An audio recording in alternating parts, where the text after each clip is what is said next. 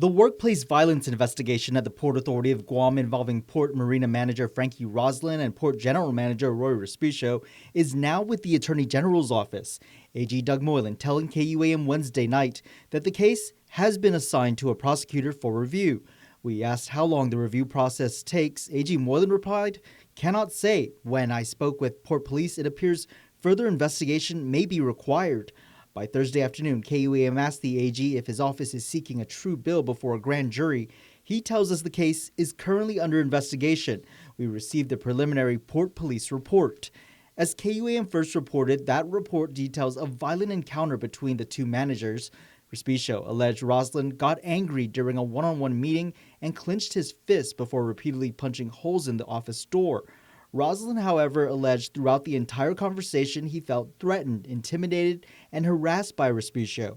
The GM appeared before the board Thursday afternoon announcing an update to the workplace violence policy. To strengthen accountability, leadership enforcement, and employee protections, this policy is a direct response to past incidents and employee feedback, and it's now in full effect. Respicio says an existing workplace violence policy has been in place since 2005, adding it needed to be updated. When I looked at the policy in response to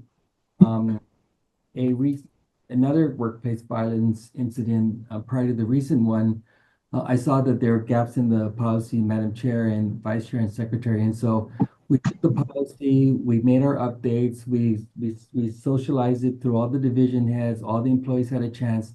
I think it was about a 2 or 3 week process. The policy, he says, also added elements regarding gossip, passive aggressiveness, and states that all levels of leadership are accountable for prevention, intervention, and consistent enforcement, including the GM.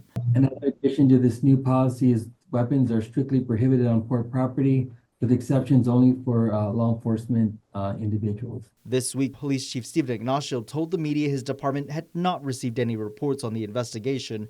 Both managers remain employed with the agency.